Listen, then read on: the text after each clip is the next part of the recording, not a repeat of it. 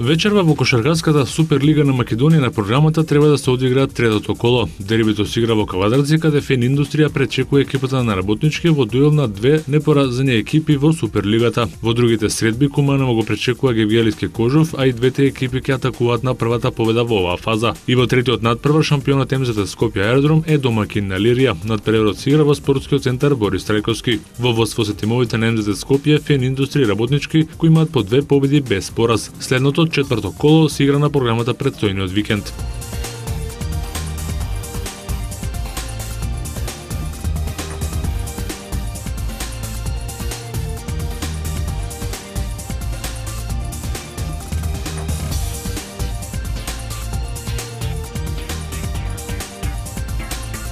Тимовите на Реал Мадрид и на Борусија Дортмунд се првите полуфиналисти во Лигата на шампионите. Тоа е епилогот по вчерашните реванш средби од четвртфиналето во елитното надпреварување. Во Истанбул Галатасарај оствари победа над Реал Мадрид од 3:2 по која кралевите се пласираа меѓу четирите најдобри. Фатих Терем и неговите играчи знаеа дека во реваншот со Реал на домашен терен по оние 3:0 во Мадрид ги очекува невозможна мисија во обидот да дојдат до полуфиналето. Сепак играчите на Галатасарај одиграа за својата чест, а и за своите навивачи на крајот дојдоа до голема победа од 3:2 над шампионот на Шпанија, но недоволно за пласман во следната рунда. По само 7 минути игра Реал победе со 0:1 по поголокот на Кристијано Роналдо. Сепак Галатасарај во вториот дел направи целосен пресврт победувајќи со 3:1. Стрелци на тие три ремек дела беа Ебуе, Снајдер и Дрогба. Роналдо во 90-та минута го уложи порозот на својот тим на 3:2 и го постави конечниот резултат, со што Реал го продолжи својот поход кон 10-та европска титула. Во Дортмунд Борусија со небројатен пресврт во судиското продолжение успеа да совлада Малага со 3:2 и да се најде во полуфиналето. Малага беше на чекор од ново големо изненадување во Дортмунд, но среќата, а и упорноста на германците на крајот се покажа како решавачки фактор во реваншот кој има и мала помош од судиите кои не го видеа очигледниот офсайд при постигнување на последниот погодок на германците. Ројс и Фелипе Сантана беа стрелците на двата погодока во финишот на Борусија, откако Елисеу во 82-та минута со гол постигнат од офсайд позиција и донесе големи 2:1 на Малага. Погодок по кој делуваше дека тимот од Андалузија ќе го продолжи својот сон во премиерниот настап меѓу европската елита. Жоаким во 25-та минута го отвори резултатот, а Роберт Левандовски во 40-та минута изедначи на 1:1. Вечерва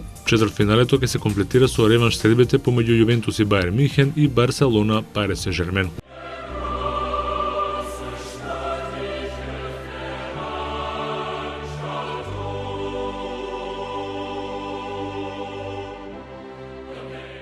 Синоќа во кошаркарската Евролига се одигра само една средба од четвртфиналето. Барселона по дополнителните 5 минути успеа да ја одбрани преноста на домашниот терен и да победе со 1:0 во првиот меч од плејофот во Евролигата, соодувајќи го со 72-70 Панатинаикос. Лидер на Барселона со 14 поени беше Наваро, кого со по 13 поени го следеа Виктор Сада и Анте Томич, кој имаше 12 скока, додека најефикасни кај гостите од Атина со по 14 коша беа Джеймс Гист и Стефан Ласме. Вечерва се играат останалите први дуели од плејофот, меѓу кои настапот на домашниот терен на Олимпијакос на нашиот Перо Антич против Анадолу Ефес. Другите двојки во четвртфиналето се Реал Мадрид Макаби Тел Авив и ЦСКА Москва Кахала Борал.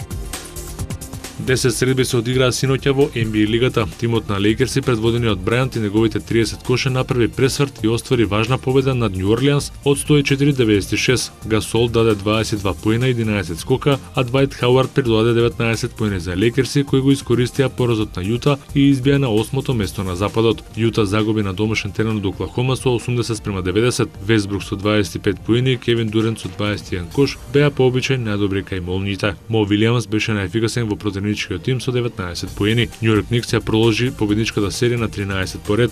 Овој пат настрада Вашингтон во триумфот од 120-99. Кармело Ентони постигна 36 поени, а Њујорк стигна до титулата во Атлантик дивизијата по пауза од 19 години, прва по 1994 година. Хјустон се пласираше во плејофот со спорната тројка на Джеймс Харден во последната секунда за победа од 101-98 над Феникс Санс. Харден шутна за тројка, баскетот се одби високо, но Джермейн Онил играше на добрачот и судијата досуди поени за триумф на Рокетси. Харден заврши со 33 коша. За вечера предвидени се исто така 10 средби.